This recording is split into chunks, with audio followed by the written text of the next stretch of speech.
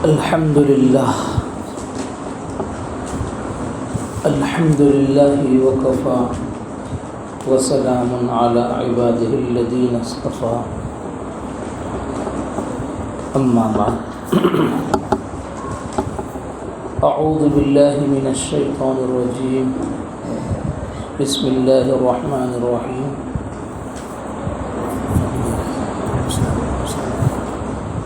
قال الله تبارك وتعالى في القرآن المجيد والفرقان الحميد وإذا سألك عبادي عني فإني قريب أجيب دعوة الداعي إذا دعان فليستجيبوا لي وليؤمنوا بي لعلهم يرشدون.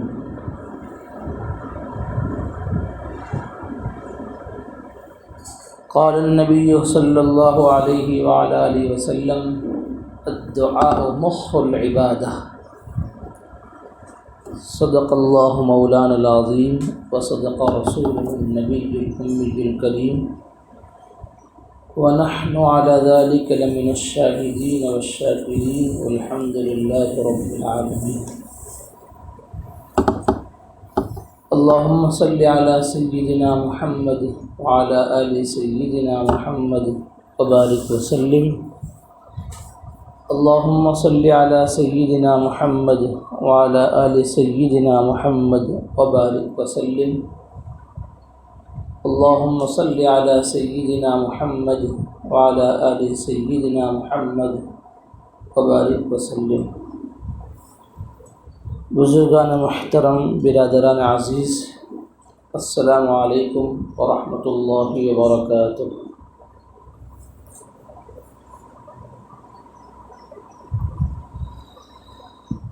آج ہماری جو مجلس ہے وہ حدیث مبارکہ کو سمجھنے سمجھانے کی مجلس ہے. اتوار کے دن ایک ہفتے قرآن مجید کی کوئی آیت آپ کے سامنے پیش کی جاتی ہے، اس کی تشریح اور تفصیل بتائی جاتی ہے، اور ایک ہفتے آپ کے سامنے حضرت نبی کریم جناب محمد رسول اللہ صلی اللہ علیہ وآلہ وسلم کی کسی حدیث کو آپ کے سامنے پڑھ کر سنایا جاتا ہے اور اس کا مطلب سمجھایا جاتا ہے. آج کی اس مجلس میں آپ کے سامنے ایک دعا جس کو حضرت نبی کریم صلی اللہ علیہ وآلہ وسلم پابندی سے روزانہ جب صبح کی نماز پڑھنے کے لیے جاتے تھے تو راستے میں اس دعا کا خوب اہتمام فرماتے تھے.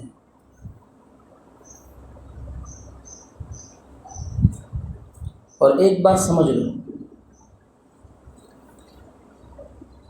ہم کیا سمجھتے ہیں کہ ایک آدمی نے تسبیح لی، سبحان اللہ سبحان اللہ سبحان اللہ الحمدللہ الحمدللہ، تسبیح پڑھ رہا ہے، اس کے متعلق ہم یہ گمان کرتے ہیں کہ یہ آدمی ذکر کر رہا ہے، اور صحیح بات بھی ہے، کوئی غلط بات نہیں ہے، وہ ذکر کر رہا ہے. اور ایک آدمی وہ ہے کہ جو مسجد میں داخل ہوا اور مسجد میں داخل ہونے کے ساتھ اس نے دعا پڑھی، مسنون دعا، باہر نکلا تو دعا پڑھی، گھر میں داخل ہوا تو دعا پڑھی، گھر سے باہر نکلا تو دعا پڑھی. تو مسجد میں آیا تو دعا کے ساتھ آیا، اب بیٹھا ہے مسجد میں، کوئی کام نہیں کر رہا ہے، مسجد سے باہر نکل رہا ہے تو دعا کے ساتھ نکل رہا ہے.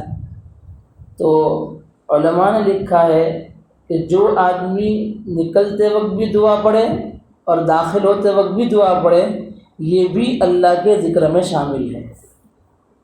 تسبیح صرف اللہ کا ذکر نہیں ہے، یہ بھی اللہ کا ذکر ہے. آپ بازار میں چلے گئے، آپ تو کچھ تسبیح نہیں پڑھ رہے ہیں، لیکن بازار میں جاتے وقت چوتھا کلمہ آپ نے پڑھ لیا، بازار میں جانے کی آپ نے دعا پڑھ لی، تو سمجھو آپ نے اللہ کا ذکر کر لیا۔ یہ بھی اللہ کا ذکر ہے، صرف یہ نہیں کہ تسبیح اللہ کا ذکر ہے، یہ بھی اللہ کا ذکر ہے۔ اس لیے اگر ہم چاہتے ہیں کہ ہماری زندگی میں نیک کاموں کی توفیق پیدا ہو، نیکی کا جذبہ ہمارے دلوں میں بڑھے، اس کا ایک بہترین طریقہ یہ ہے ہم روزانہ جن دعاؤں کے پڑھنے کی تلقین نبی کریم صلی اللہ علیہ وسلم نے ہم کو فرمائی ہے، ان دعاؤں کا خوب اہتمام کریں۔ چھوٹی چھوٹی دعائیں ہوتی ہیں لیکن انسان کے بڑے کام بنا دیتی ہے۔ آج کل کورونا وائرس چل رہا ہے، اب آپ نے ابھی تک آپ کے کانوں میں 50 مرتبہ یہ بات پڑ چکی ہے کہ فلاں جگہ پر یہ وائرس لگ گیا، فلاں لوگ مر گئے۔ آپ نے کیا کیا اس وقت؟ سن لیا یا پڑھ لیا؟ یہ خبر پڑھ لی بس، اور کچھ نہیں کیا نا۔ ایسے موقع پر بھی ہمارے پاس دعا ہے، پڑھیں گے انشاءاللہ، بتا دو، ضائع تو نہیں جائے گی نا۔ وہ دعا یہ ہے کہ جب بھی آپ کے کان میں یہ بات پہنچے، جب بھی آپ کسی ایسے آدمی کو کوئی بیماری میں دیکھو، کوئی ہاسپٹل چلے گیا، کسی کے گھر میں کوئی آدمی بیمار ہوا، اس کی خبر گیری کرنے کے لیے چلے گئے اور آپ نے دعا پڑھ لی، الحمدللہ الذی عافانی مما ابتلاک وفضلنی علی کثیر ممن خلق تفضیلا، الحمدللہ الذی عافانی مما ابتلاک وفضلنی علی کثیر ممن خلق تفضیلا۔ اللہ میں تیری تعریف بیان کرتا ہوں، تیری بڑائی اور تیری بزرگی کا اقرار کرتا ہوں کہ تمام تعریفیں تیرے ہی لیے ہے کہ تو نے مجھے اس بیماری سے، جو میرے فلاں بھائی کو ہے یا فلاں آدمی کو یا فلاں انسان کو ہے، اس بیماری سے اللہ تو نے میری حفاظت فرمائی، اس پر میں اللہ تیری تعریف بیان کرتا ہوں۔ حدیث شریف میں آتا ہے کہ جو آدمی کسی بیمار کی خبر سنے کہ فلاں آدمی کو بیماری لگ گئی یا کسی بیمار کو دیکھے، اس وقت یہ دعا پڑھ لے گا، اللہ تعالیٰ اس دعا پڑھنے والے کو اس بیماری میں مبتلا نہیں کریں گے، اس کی حفاظت فرمائیں گے۔ کتنا آسان کام ہے، بس اگر عربی زبان میں نہیں آتی ہے، اردو میں پڑھ لیجیے کہ اللہ تیرا شکر ہے کہ تو نے مجھے اس بیماری سے بچائے رکھا، ورنہ یہ بھی تو اللہ کی طاقت تھی کہ اس کی جگہ پر ہم کو بیماری دے دیتا اللہ، لیکن نہیں دی، اس کا شکر ہے، نہیں دی، اس کا کرم ہے، اس کا احسان ہے۔ ہماری کوئی طاقت نہیں ہے تو اللہ کا فضل ہے محض کہ اللہ نے ہم کو عافیت دی ہے، آئندہ بھی اللہ ہم کو عافیت نصیب فرمائے۔ تو میں بتا رہا تھا کہ دعاؤں کا اہتمام ہونا چاہیے۔ ایسی بہت ساری صبح کے اندر آپ صبح شام کے مسنون دعائیں دیکھیں، اتنی شاندار دعائیں ہیں کہ شاید میرے جملے پر غور کریں، شاید میں اور آپ پوری زندگی سجدے میں پڑ جاتے اللہ کے سامنے، تب بھی ایسی دعا نہیں مانگ سکتے جو دعا نبی کریم صلی اللہ علیہ وسلم نے مانگ کر بتائی ہے۔ ہمارے ذہن میں وہ الفاظ بھی نہیں آتے، ہمارے دل و دماغ میں وہ بات کبھی زندگی پر نہ آتی جو حضور نے 2 جملوں میں اللہ کے سامنے مانگ کر ہم کو بتا دیا ہے۔ بسم اللہ الذی لا یضر مع اسمہ شیء فی الارض ولا فی السماء، اس اللہ کے نام سے شروع کرتا ہوں، اس خالق اور مالک کے نام سے ابتدا کرتا ہوں کہ اس کے نام کے ساتھ جہاں کہیں اس کا نام لیا جاوے، اس کے نام کے ساتھ زمینوں میں اور آسمانوں میں کوئی چیز نقصان نہیں پہنچا سکتی۔ بسم اللہ الذی لا یضر مع اسمہ شیء، کوئی چیز بھی نقصان نہیں پہنچا سکتی ہے جس چیز پر اللہ کا نام لے لیا گیا ہو، الا یہ کہ اگر تقدیر میں ہی لکھا ہو، موت تقدیر میں لکھی ہو، چلا گیا تو اس کے لیے وہ الگ بات ہے۔ ہمارے یہاں چیپی روگ کی مسئلے وہ چلتے ہیں، یہ جو بھی کورونا وائرس کے چیپی روگ کا حساب ہے،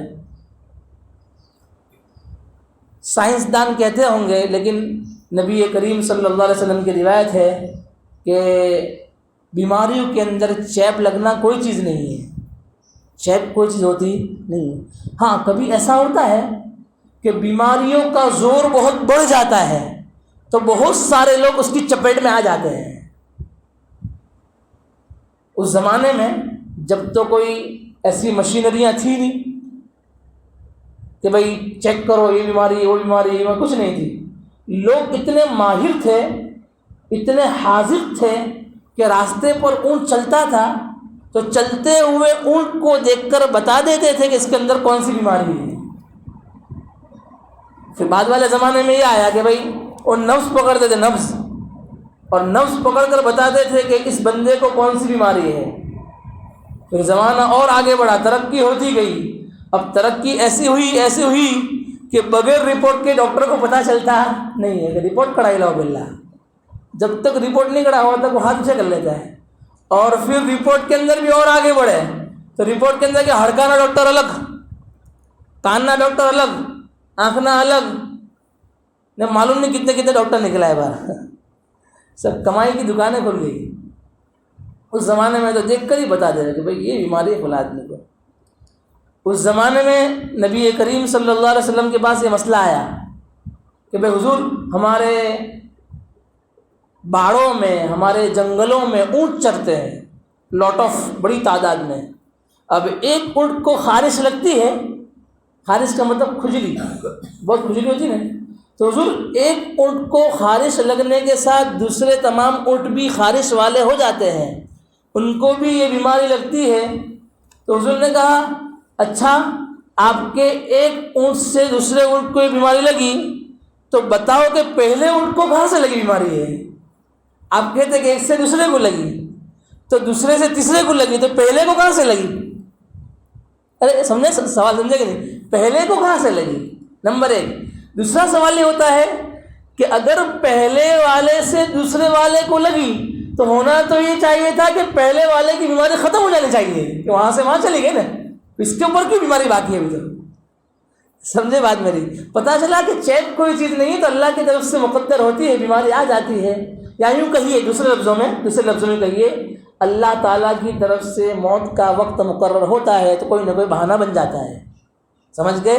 ورنہ شرعی اعتبار سے چیپ کوئی چیز نہیں ہے، الا یہ کہ انسانوں کا عقیدہ خراب نہ ہو، ان کے دل و دماغ خراب نہ ہو، اس لیے احتیاطی تدبیر کے طور پر حکم دیا گیا کہ جہاں کہیں اس طرح کی بیماریاں پھیلی ہو اس سے تھوڑا دور رہو۔ احتیاطی تدبیر کہ بھئی وہ ہو سکتا ہے کہ بھئی اس کو بیماری آنے والی ہوگی اور وہ آدمی اس کے کانٹیکٹ میں آیا، اب اللہ کی طرف سے آنے والی تھی اور اللہ کرنا ایسا ہوا کہ کانٹیکٹ میں بھی آ گیا تو اس کا عقیدہ کیا ہو جائے گا؟ خراب ہو جائے گا کہ اس نے مجھ کو چیپ لگا دیا، اس نے مجھ کو کیا لگا دیا بھائی؟ چیپ لگا دیا۔ مارا جائے تو کہ اسکول میں بھیجنے کا نہیں تو اس کو ہی مارا لگ جائیں گے، تو پہلے کو مارا کس نے لگایا؟ سمجھ گئے؟ مارا جاتا ہے نا، معلوم نہیں کیا چیز مارا کہتے ہیں۔ تو بہرحال مطلب یہ ہے کہ یہ وبائی بیماریاں جو ہوتی ہے، یہ وبائی بیماریاں ہواؤں میں گھومتی ہیں، ہواؤں میں، اور اس کے لیے کوئی آدمی سمجھے کہ میں گھر کے دروازے کو لاک کر دوں اور پورا پیک کر کر کمرے کے اندر شیشے بند کمرے میں بیٹھ جاؤں، اللہ تعالیٰ ہواؤں کے ذریعے وہاں بھی بیماری پہنچا سکتا ہے۔ وبائی بیماریاں ہوتی ہیں، شیطانوں کے کندھوں پر بیٹھ کر سوار ہوتی ہے، اور ان بیماریوں کے ذریعے سے اللہ تعالیٰ اپنے قدرت کی ایک جھلک دکھاتا ہے کہ دیکھو ایک معمولی سی بیماری، اس کو تم وائرس کہو کہ کچھ بھی کہو، اس بیماری نے پوری دنیا کے انسانوں کے نظام کو درہم برہم کر کے رکھ دیا ہے۔ یہ اللہ کی کیا ہے بھائی؟ طاقت ہے۔ بہرحال تو بات تو میں بتلا رہا تھا کہ دعاؤں کا اہتمام ہونا چاہیے، انشاءاللہ دعاؤں کی برکت سے آدمی بہت ساری بلاؤں سے، مصیبتوں سے اللہ اس کو بچا لیتے ہیں۔ آج کی اس مبارک مجلس میں یہ دعا میرے دل کو بہت چھوتی ہے دعا، اور اللہ تعالیٰ کی توفیق سے، اس کا کرم ہے، اس کی رحمت ہے، کئی سالوں سے دعاؤں کا میرا اہتمام ہے، تو میں نے سوچا کہ آج کی مجلس میں اس کی کچھ باتیں ہو جائیں آپ کے سامنے، اور آپ کے سامنے ایک کاغذ بھی ہے، اس کو بھی آپ دیکھیں۔ یہ دعا نبی کریم صلی اللہ علیہ وسلم کے معمولات میں سے ہے، آپ اس کی پابندی فرماتے تھے۔ اب یہ دعا کا بھی کب سنی گئی، کس نے سنی؟ چھوٹے صحابی عبداللہ ابن عباس رضی اللہ تعالیٰ عنہما، جن کی روایت بار بار آپ سنتے رہتے ہیں، گئے تھے رات کے وقت حضور کے یہاں دیکھنے کے لیے معمولات، آپ کیسے اٹھتے ہیں، کیسے نماز پڑھتے ہیں۔ آپ اٹھے, نماز پڑھی اور پورا واقعہ ہوا, آپ کی نماز دیکھی. نماز کے بعد پھر آپ نے آرام کیا, تہجد کے بعد اتنا آرام کیا کہ سانس جو پھولتی ہے نا, ایک آواز سی پیدا ہونے لگی. آدمی جب نیند میں چلا جاتا ہے تو اس کی سانس کی جو آواز ہوتی ہے اس طرح کی آواز بھی انہوں نے سنی. اس کے بعد آپ پھر بیدار ہوئے, وضو کیا آپ نے, اس کے بعد آپ مسجد کی طرف چلے. جب مسجد کی طرف چلتے تھے آپ, اس وقت آپ یہ دعا پڑھ رہے تھے. کیا دعا پڑھ رہے تھے؟ اللہم اجعل فی قلبی نورا وفی بصری نورا وفی سمعی نورا وعن یمینی نورا وعن شمالی نورا. اندر دیکھیے, میں ترجمہ کر لیتا ہوں, پھر آگے آپ کو سمجھاتا ہوں اس کا کیا مطلب, اس کا کیا ہوتا ہے. اللہم اجعل فی قلبی نورا, اے اللہ تو میرے قلب کو نورانی بنا دے, میرے قلب میں, میرے دل میں نور پیدا کر. وفی بصری, بصری آنکھ, وفی سمعی میرے کان میں, میرے دائیں میرے بائیں, ومن خلفی میرے پیچھے, ومن امامی میرے آگے, میرے آگے میرے پیچھے میرے دائیں بائیں سب نور ہی نور بنا دے.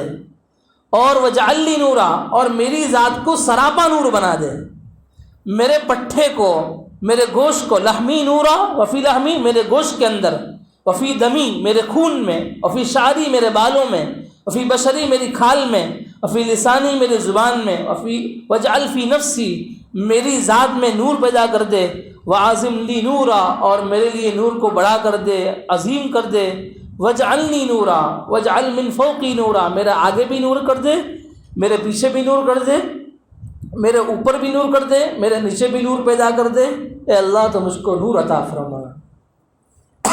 نور ہی نور مانگا ہے. کیا مانگا ہے بھائی؟ نور ہی نور. محمد نور نام رکھتے ہیں نا, نور کا مطلب روشنی. نور کا مطلب کیا ہوتا ہے؟ سورہ نور بھی ہے قرآن کریم میں, روشنی. اللہم اجعل فی قلبی نورا. پہلے یہ بات سمجھو, اتنے ساری چیزوں میں نور مانگا. کس نے مانگا بھائی؟ نبی کریم صلی اللہ علیہ وسلم نے مانگا. کب مانگا؟ نیند میں سے اٹھے, وضو کیا, اور صبح کی نماز کے لیے جا رہے ہیں. صبح کی نماز کے لیے جاتے وقت روزانہ نور مانگا جا رہا ہے اللہ تعالیٰ سے. ان تمام چیزوں کے اندر, ہاتھ میں, پیر میں, آنکھوں میں, خون میں, چمڑی میں, دل میں, کان میں, ہر چیز کو نورانی بنانے کی دعا کی جا رہی ہے راستے میں چلتے چلتے. اب تم مجھ کو یہ بتاؤ, جو آدمی رات کی نیند قربان کرے گا اللہ کے لیے, نیند کس کو نہیں اچھی لگتی بھائی؟ ارے نیند سب کو اچھی لگتی ہے نا, سب کو نیند اچھی لگتی ہے, لیکن پھر بھی اللہ کے لیے نیند قربان کی, مشقت اٹھائی, تکلیف اٹھائی, وضو کیا, پاک صاف ہوا, اپنے آپ کو ایک دم کلین کیا. اس کے بعد یہ آدمی جا رہا ہے مسجد میں نماز کے لیے, اور وہ بھی نماز کون سی بھائی؟ صبح کی نماز. نماز بھی کون سی؟ صبح کی نماز. پورے دن کی نمازوں میں پہلے نمبر کی نماز, اعلیٰ ترین نماز, اور جس نماز کے بے شمار فضائل, بے شمار فضائل. من صلی صلاۃ الصبح وهو فی ذمۃ اللہ, جو آدمی صبح کی نماز کا اہتمام کرتا ہے وہ اللہ تعالیٰ کے پروٹیکشن میں آ جاتا ہے, اللہ تعالیٰ کی سرکشا میں آ جاتا ہے, اللہ تعالیٰ کی حفاظت میں آ جاتا ہے. اب اگر کوئی آدمی, دھیان سے سننا حدیث شریف کا جملہ, کوئی آدمی جس نے صبح کی نماز پڑھی وہ تو اللہ کے ذمے میں آ گیا.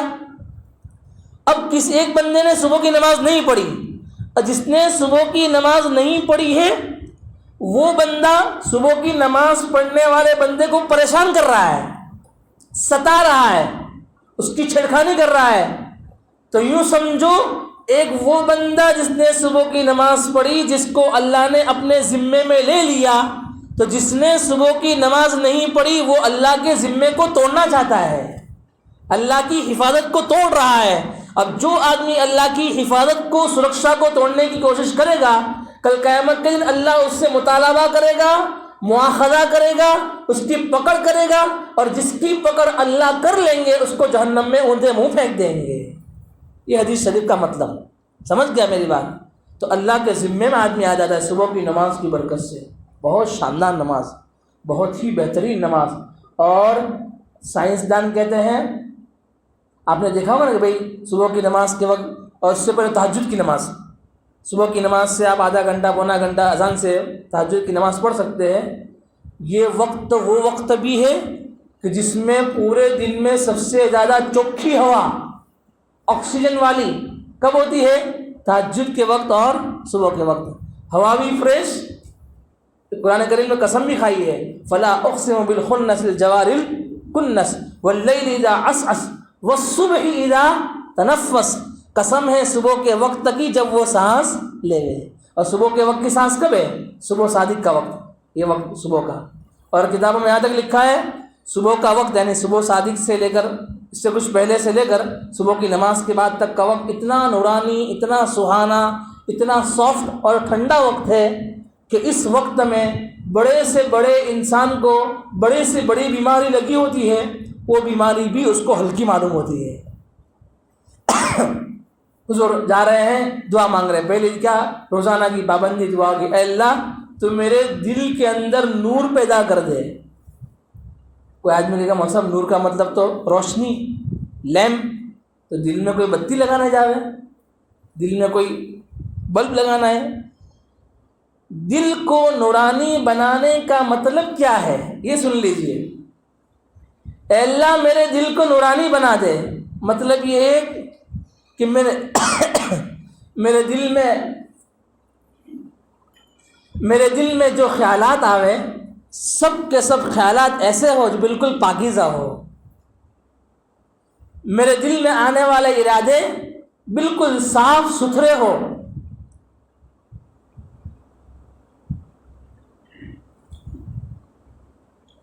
میرا دل روشن ہو اور منور ہو. اور جب دل روشن ہوتا ہے نا تو اللہ تعالیٰ دل میں پاکیزہ خیالات ڈالتے ہیں.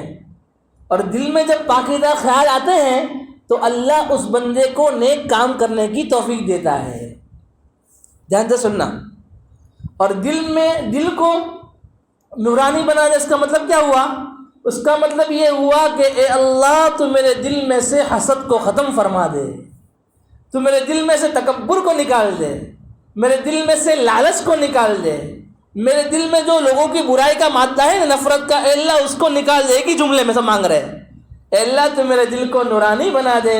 اس کا مطلب یہ ہوا کہ میرے دل میں آنے والے خیالات اچھے ہوں، نیکی والے ہو، بھلائی والے ہو، لوگوں کی ہمدردی والے ہو. میرے دل میں آنے والے خیالات اللہ کے بندوں کی ہمدردی اور ان کو صحیح راستہ دکھانے والے ہو. اور میرے دل میں سے تمام برائیوں کو ختم فرما دے. یہ مطلب کس کا ہے بھائی؟ اے اللہ تو میرے دل کو نورانی بنا دے. کتنی اچھی دعا ہے. ایک جملہ چھوٹا سا. اب کہیں گے کہ بھئی اتنی بڑی دعا مولانا کیسے یاد ہوگی؟ راستے میں چلتے چلتے پڑھیں ہم. راستے میں چلتے چلتے کیسے پڑھیں گے اتنی بڑی دعا؟ تو میں نے کیا کیا ہے اپنے گھر میں جو دروازہ ہے دروازے کے باہر دروازے کے پاس وہ کھوٹی آتی ہے نا، وہاں میں نے دعا لکھ کر ایسے لٹکا دی ہے.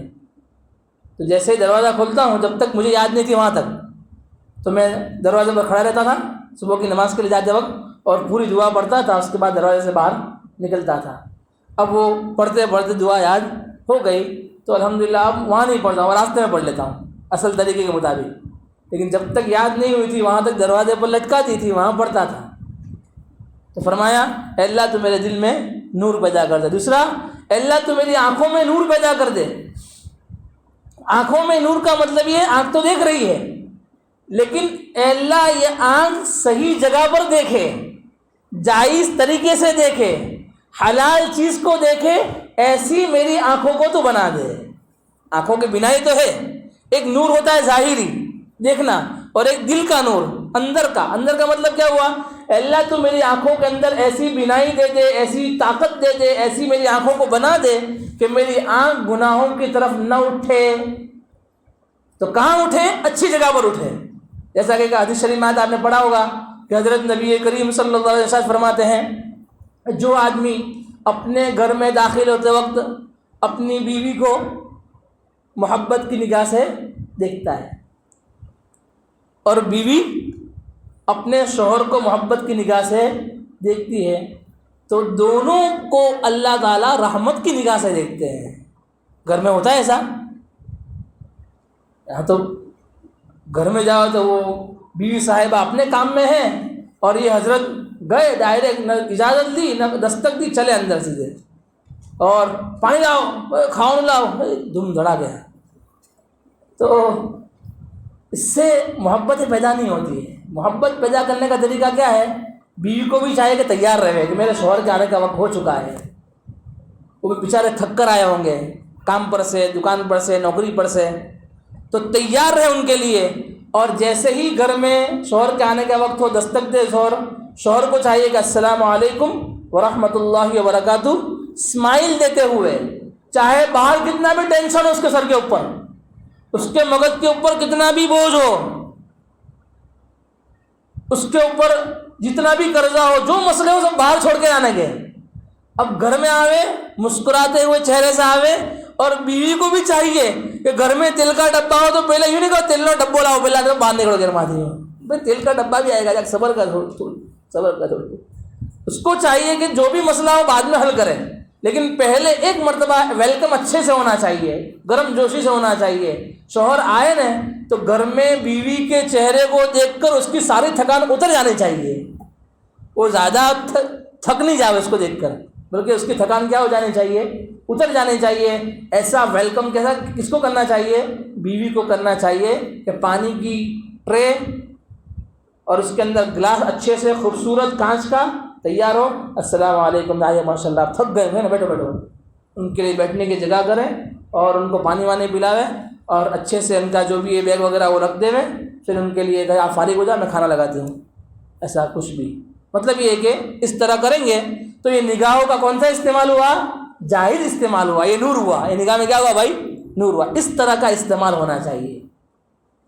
ایک روایت میں ہے جو بچہ اپنی ماں کو یا اپنے باپ کو یا دونوں کو محبت کی نگاہ سے دن میں 1 مرتبہ دیکھے گا یا 100 مرتبہ دیکھے گا، جتنی مرتبہ دیکھے گا اللہ تعالیٰ اس کو 1 مقبول حج اور 1 مقبول عمرے کا ثواب دیتے ہیں.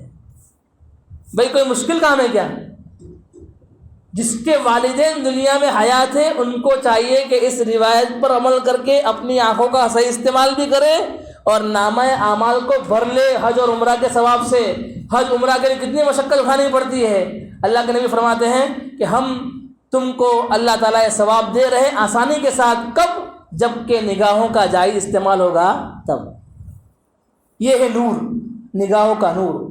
قرآن شریف کو دیکھا، سمجھ گئے، اللہ کے نیک بندوں کو دیکھا، اللہ کی قدرت پر غور کیا کہ اللہ کیا کہنا تیرے قدرت کے، کتنا بڑا آسمان، کتنے بڑے سمندر. اس طرح کی جائز چیزوں کو دیکھو گے تو یہ ہے آنکھوں کا نور. اس کا الٹا حدیث شریف میں آتا ہے کوئی آدمی کسی کے گھر کے پاس گیا، اب اجازت ملی نہیں گھر میں داخل ہونے کی، اجازت مانگی لیکن ملی نہیں. اس سے پہلے اس نے گھر میں تاکنا جھانکنا شروع کر دیا. ہوتا ہے نا ہمارے یہاں کہ بھائی ایک آدمی کسی کے گھر پر گیا، اب دروازے پر نوک کیا، اب گھر میں سے کوئی آیا نہیں، اس سے پہلے اس نے کھڑکی میں دیکھ لیا گھر میں کچھ ہے کہ نہیں، گھر میں کچھ ہے کہ نہیں. حدیث شریف میں آتا ہے جس آدمی نے اس کو اجازت دی جائے اس سے پہلے اس کے گھر میں تاک لیا جھانک لیا تو سمجھو بغیر اجازت کے وہ داخل ہو ہی گیا. حالانکہ باہر کھڑا ہے لیکن تم نے کھڑکی میں سے دیکھ لیا، یا یہ کہ دروازہ کھلا ہوا تھا تو دیکھ لیا. اور جماعت والے ملاقات کے لیے گئے اور مجھ کو پتہ نہیں تھا ادب میں کیا آداب کیا ہے. اب یہ تو ڈائریکٹ اپڑ گر سے تو بولنا نا بتا اپنا تو بہت سمجھ نہیں آتا ہے. ارے سبند تیری جگہ پر رکھنا سائڈ کے اوپر، لیکن سنت طریقہ یہ ہے کسی کے گھر پر جاؤ تو اس کے گھر کے داہنی طرف کھڑے رہو یا بائیں طرف کھڑے رہو، بالکل سامنے مت کھڑے رہو، ورنہ ہو سکتا ہے وہ گھر کھولے دروازہ اور آپ کی نگاہ اندر گھر میں پڑ جاوے اور گھر میں کوئی آدمی ایسی پوزیشن میں ہو کہ دیکھنا مناسب نہ ہو تو بہت بے ادبی والی بات ہو جائے گی. یہ داہنی طرف کھڑے رہے یا بائیں طرف. حدیث بلکہ ایک مرتبہ ایسا ہوا تھا اللہ کے نبی صلی اللہ علیہ وآلہ وسلم آپ کے گھر میں کیا تھا؟ کچھ تھا؟ کچھ نہیں تھا. اب آپ کنگھی کر رہے تھے، ایسے آپ کے پاس کنگا تھا، کنگھی کر رہے تھے. اتنے میں کسی آدمی نے آپ کے گھر کے پاس دستک دی، آپ کے گھر کے پاس آ کر کھڑا رہا اور حضور اندر سے آ کر دروازہ کھولے یا اجازت دے اس سے پہلے اس نے اندر دیکھ لیا. اب دیکھنے والے کا مقصد کوئی غلط مقصد نہیں تھا، حضور کے گھر میں تو کچھ تھا ہی نہیں، اس کا مقصد یہ تھا کہ چلو دیکھتا ہوں حضور اندر کیا کر رہے ہیں، آپ کا معمول کیا ہے، آپ کا عمل کیا ہے۔ اچھی نیت سے دیکھا، لیکن حضور بہت ناراض ہوئے۔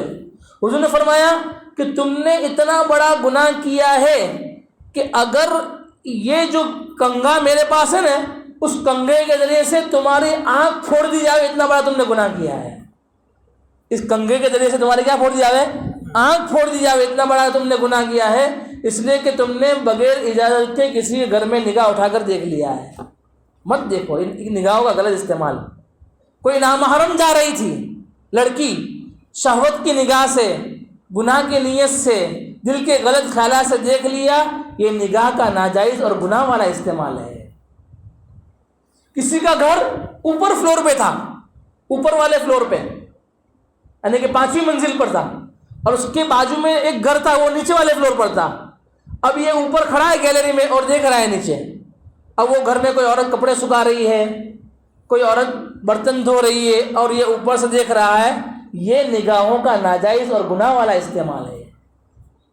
آپ جا رہے ہیں ٹرین کے اندر سوار ہو کر، اور کھڑکی کے اوپر بیٹھے، آپ کی سیٹ ونڈو سیٹ ہے، اور سامنے دوسری ٹرین آ گئی، وہ بھی آپ کی کھڑکی کے سامنے ہو گئی۔ آپ نے جان بوجھ کر اپنی نگاہ کو اس ڈبے میں ڈالا تاکہ آپ کسی نامحرم کو دیکھیں، یہ نگاہوں کا غلط استعمال ہے۔ اس کا الٹا بھی، جس طرح مردوں کو حکم ہے کہ وہ عورتوں کو نہ دیکھے، عورتوں کو بھی حکم ہے کہ وہ مردوں کی طرف نگاہ اٹھا کر نہ دیکھے۔ دونوں طرف سے بات ہے۔ تو کیا بتایا؟ اے اللہ تو میری آنکھوں میں نور پیدا کر دے۔ آنکھوں میں نور آ جائے گا تو آنکھیں غلط جگہ پر نہیں اٹھے گی، آنکھوں میں نور آ جائے گا تو آنکھیں صحیح جگہ پر اٹھے گی، اور دمادم دمادم نیکیوں کے ڈھیر نامہ اعمال میں جمع ہوتے چلے جائیں گے۔ تو صبح اٹھ کر دعا مانگی، کیا دعا مانگی؟ کہ اللہ میں کمزور ہوں، اللہ میں طاقت نہیں رکھتا کہ اپنے آپ کو بچا سکوں، اللہ تو میری آنکھوں کو نورانی بنا دے، میری آنکھ میں نور پیدا کر دے تاکہ میری آنکھیں صحیح جگہ پر استعمال ہوں۔ پھر فرمایا اے اللہ وفی سمعی نورا،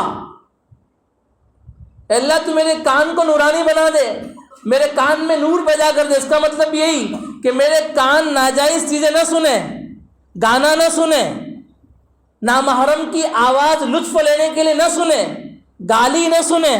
اللہ تو میرے کانوں کو ایسا بنا دے کہ یہ سب غلط جگہ پر میرا کان استعمال نہ ہو، بلکہ میرے کانوں کا استعمال کہاں پر ہو؟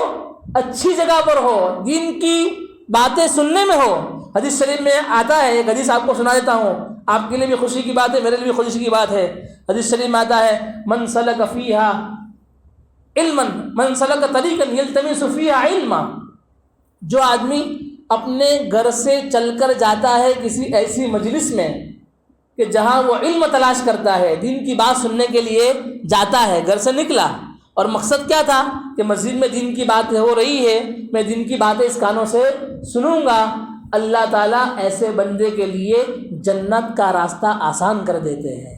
سہل اللہ لہ طریقا الی الجنہ، اللہ اس کے لیے جنت کا راستہ کیا کر دیتے بھائی؟ آسان کر دیتے ہیں۔ کتنا آسان کام ہے۔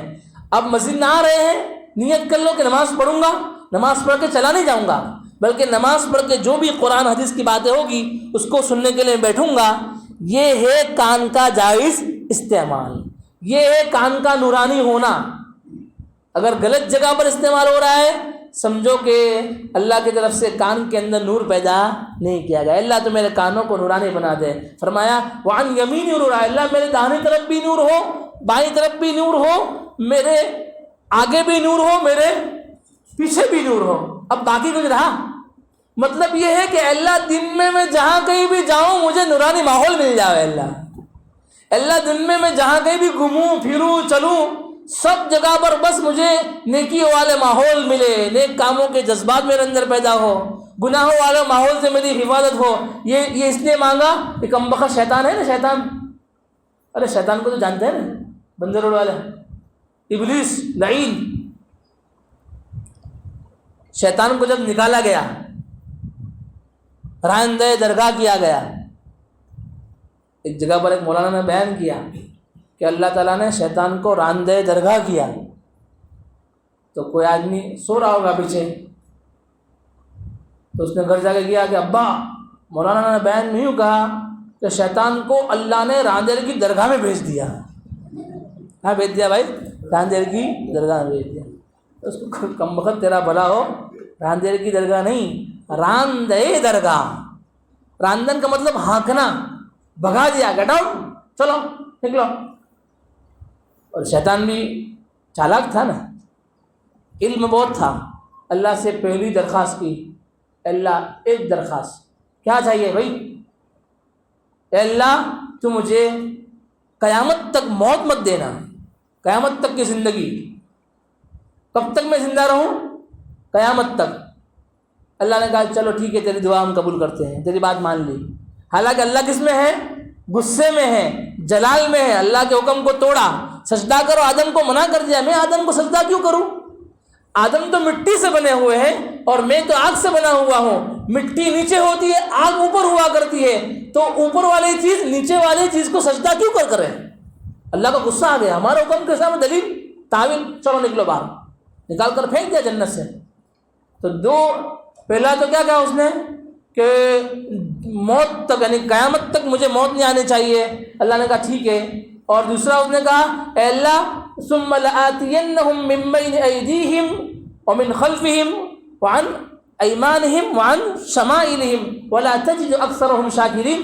اے اللہ میں تیرے بندوں کو بہکاؤں گا، آگے سے بھی، پیچھے سے بھی، دائیں سے بھی، بائیں سے بھی، اور ان میں سے اکثر میرے بہکاوے میں آ کر، میری باتوں میں آ کر تیرے حکم کو توڑیں گے، اور ان میں سے اکثروں کو تو ناشکرا پائے گا. ولا تجد اکثرہم شاکرین، شکر گزار نہیں ہوں گے، ناشکرے ہوں گے. اللہ کو کہا، اللہ نے کہا ٹھیک ہے. ان عبادی لیس لک علیہم سلطان الا من اتبعک من الغاوین. میرے وہ بندے جو میرے بندے ہیں، جن کو احساس ہے میری بندگی کا، جن کو احساس ہے میری بندگی کا کہ اللہ کے بندے ہیں، اللہ کی عبادت کرنی ہے، اللہ کے سامنے جواب دینا ہے، ایسے بندے تیری چال میں آنے والے نہیں ہیں. ہاں وہ آ جائیں گے جو گمراہ ہے، وہ آ جائیں گے جو جہنم کے راستے کی طرف چل رہے ہیں، وہ آ جائیں گے جو گناہوں کے راستے کی طرف چل رہے ہیں، وہ آ جائیں گے. لیکن جن کے دلوں میں میری بندگی کا احساس ہے وہ کبھی بھی نہیں آئیں گے. آپ کہیں گے مولانا سبھی تو اللہ کے بندے ہیں. اللہ کے بندے ہونے کا مطلب یہ ہے کہ جس طرح اللہ نے زندگی گزارنے کا حکم دیا ہے اس طرح زندگی گزارے. حقیقی معنوں میں اللہ کے بندے وہی ہیں. باقی لغت کے اعتبار سے سبھی اللہ کے بندے ہیں، لیکن حقیقی معنوں میں اللہ کے بندے وہ جو اللہ کی مرضی کے مطابق صبح سے لے کر شام تک، پیدائش سے لے کر موت تک اپنی زندگی کو گزارے. یہاں پر کیا فرمایا کہ شیطان کو کہا کہ شیطان کی جتنی بھی داو ہے، چال ہے، سب فیل ہو جائیں گی. کب؟ جب کہ آدمی اپنے آپ کو اللہ کی پناہ میں دے دے گے. اللہ نے قرآن میں بتایا ہے، اس لیے آپ پڑھ دیں نا اعوذ باللہ من الشیطان الرجیم. شیطان کے ساتھ لڑنے کے لیے کوئی ڈنڈے کا کام نہیں ہے. شیطان بہت مضبوط آدمی ہے، اچھوں کو اس نے اپنے سکندے میں لے لیا ہے، اپنے جال میں پھنسا دیا ہے. شیطان کے ساتھ کوئی آدمی دلیل سے مقابلہ نہیں کر سکتا ہے، آرگومنٹ سے مقابلہ نہیں کر سکتا ہے. اللہ فرماتے ہیں دشمن بڑا ہے، بھاری ہے، تم کچھ مت کرو، میرے حوالے کر دو یہ معاملہ، میں اس سے تمہاری حفاظت کروں گا. اعوذ باللہ من الشیطان الرجیم. اعوذ باللہ، اللہ میں تیری پناہ مانگتا ہوں، تیری حفاظت مانگتا ہوں. اللہ میں تیری سرکشا مانگتا ہوں، پروٹیکشن مانگتا ہوں شیطان مردود سے. میرے بس کی بات نہیں ہے کہ میں اس سے اپنے آپ کو بچا سکوں.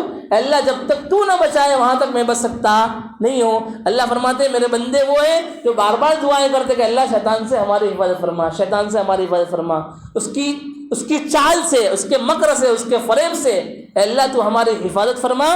ایسی بندوں کو میں اپنی حفاظت دیتا ہوں اور ان کی میں مدد کرتا ہوں.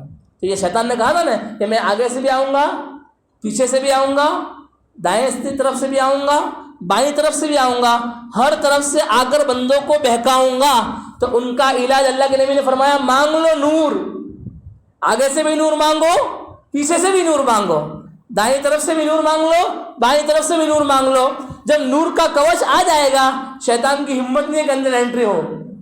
شیطان تم کو بہکا نہیں سکے گا، شیطان تم کو گمراہ نہیں کر سکے گا، شیطان تم کو غلط راستے کی طرف نہیں لے جائے گا. کتنی اچھی دعائیں مانگ لی ہیں، ہمارے ذہن میں آتی دعائیں. تو اللہ کے نبی نے فرمایا اے اللہ تو میرے دل میں، میری آنکھوں میں، میری کان میں، میری داہنی طرف، میری بائیں طرف، میرے آگے، میرے پیچھے، یہاں تک کہ وَاجْعَلْ لِي نُورًا، اے اللہ تو مجھے سراپا نور بنا دے۔ سراپا مطلب یہ کہ پورا میرا وجود ہی نور ہو۔ ایک آدمی ہوتا ہے نا کہ بھئی یہ تو ایک دم سچا آدمی، ایک دم سچا کا مطلب کیا ہے؟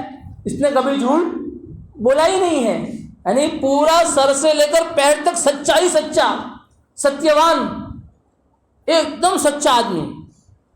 تو یہ کب بولتے ہیں؟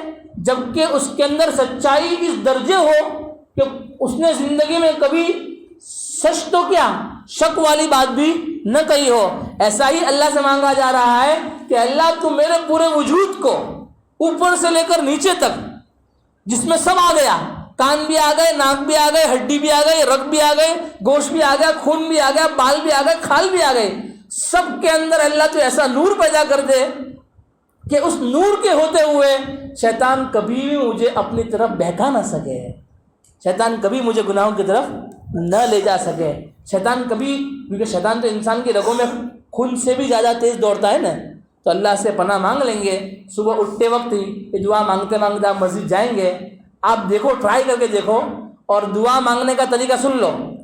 خالی آپ نے پرچہ لے لیا اللہم اجعل فی قلبی نورا وفی بصری نورا، ایسا نہیں، بلکہ توجہ کے ساتھ، دھیان کے ساتھ، سچے دل کے ساتھ سننا، دھیان سے، توجہ کے ساتھ، دھیان کے ساتھ، سچے دل کے ساتھ کہ اللہ سے میں کچھ مانگ رہا ہوں، اللہ کے سامنے میں کچھ درخواست کر رہا ہوں۔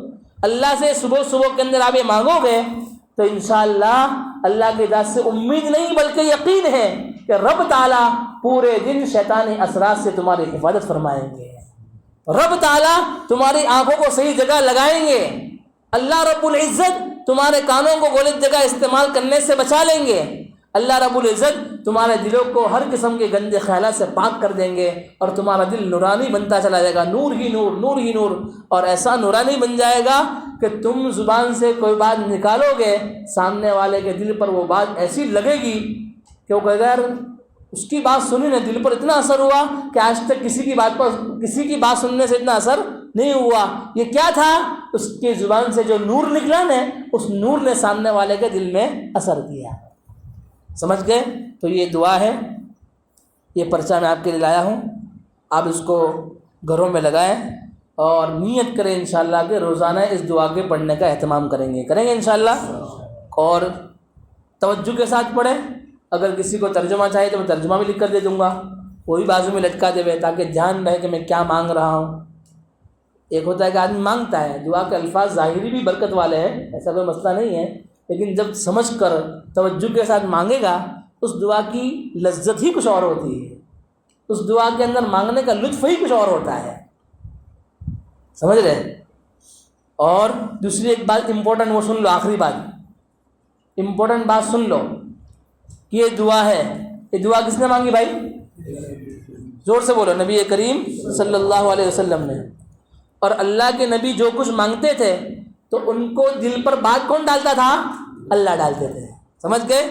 اللہ کے نبی کے دل پر اللہ نے بات ڈالی، کہا کہ محمد ان الفاظ سے میرے پاس مانگو۔ جب خود رب کہتا ہے کہ اس کے ذریعے سے میرے پاس مانگو تو کیا اللہ نہیں دے گا؟ ضرور دے گا۔ مثال کے طور پر ایک فقیر آدمی ہے، ایک غریب آدمی ہے، اس کو تم نے لیا کہ چل میرے گھر دیکھو میں دیتا ہوں، اب تم اس کو لے گئے اور اس کو پوچھا کیا چاہیے تو کہا یہ چاہیے، تو کوئی شریف آدمی یوں کہے گا بھاگ نہیں دیتا ہوں اس کو، ارے لے کر گیا ہے، بلایا ہے اور کہا ہے کہ چل اس کو دیتا ہوں، جب اتنا سارا اس کو اہتمام کے ساتھ گھر لے کر آیا ہے تو ضرور دے گا۔ تو اللہ خود ہم کو بتا رہا ہے کہ الفاظ یہ ہے، اس طرح مانگنا ہے، اس وقت مانگنا ہے۔ جب اللہ خود ہی مانگنے کا طریقہ بتا رہا ہے اور جب بندہ سچے دل سے مانگے گا تو اللہ ضرور دیں گے، کیوں نہیں دیں گے بھائی دیں گے کہ نہیں دیں گے؟ ضرور دیں گے انشاءاللہ، بشرطے کہ مانگنے والا چاہیے، سچا دل چاہیے، اچھی نیت چاہیے، طرف سے مانگے، اخلاص سے مانگے، توجہ سے مانگے، اہتمام سے مانگے۔ جب اللہ خود ہی کہہ رہے ہیں کہ ہم تم کو دیں گے تو پھر ہم مانگنے میں کسر بھی چھوڑیں، دنیا والے کے پاس ہم کو پتہ چل جاوے کہ بھائی وہ اسٹیشن کے اس طرف وڑے پاؤں فری میں مل رہے ہیں، یا ہے کہ وہاں کوئی آدمی دے رہا ہے، حالانکہ وڑے پاؤں پورے ہو گئے تب بھی جا کے مانگیں گے بھائی لاؤ نہیں بولا وڑا پاؤں. وہاں تو انسان کیسا مانگ لیتا ہے، ایک انسان کی طبیعت ہے نا. تو ہم اس سے زیادہ اپنی طبیعت کو مانگنے والے بناوے رب تعالیٰ کے سامنے مانگنے والے. کس کے سامنے مانگنے والے بناوے؟ رب کے. مانگو رب کے سامنے. اس کے خزانے بڑے بڑے بڑے ہوئے ہیں، اس کے خزانے میں کوئی کمی نہیں ہے. دنیا والوں کے خزانے ایک وقت کے بعد ختم ہو جاتے ہیں، رب کے خزانے کا یہ عالم ہے. رب کے خزانے کا یہ عالم ہے.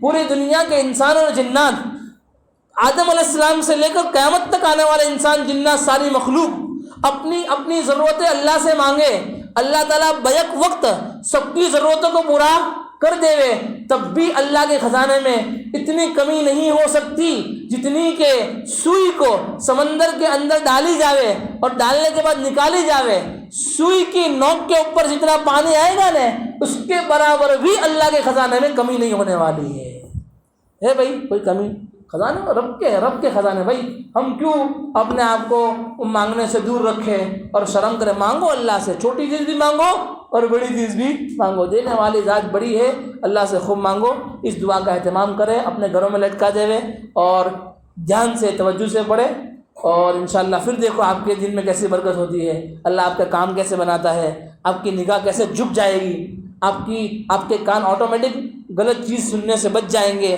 آپ کے دل غلط خیالات سے بچ جائیں گے. وہ سب کا سب اثر ہوگا اس دعا کا. اللہ سبحانہ تعالیٰ عمل کی توفیق عطا فرمائے، اور نبی کریم صلی اللہ علیہ وسلم کی بتائی ہوئی تمام دعاؤں کو اپنے زندگی میں اپنانے کی اور اس پر عمل کرنے کی توفیق عطا فرمائے. آمین. وآخر دعوانا الحمدللہ رب العالمین. سبحان اللہ بحمدہ، سبحانک اللہم وبحمدک، ونشہد ان لا الہ الا انت، نستغفرک ونتوب الیک. سبحان ربک رب العزت عما یصفون، وسلام علی المرسلین، والحمد للہ رب العالمین، برحمتک یا ارحم الراحمین.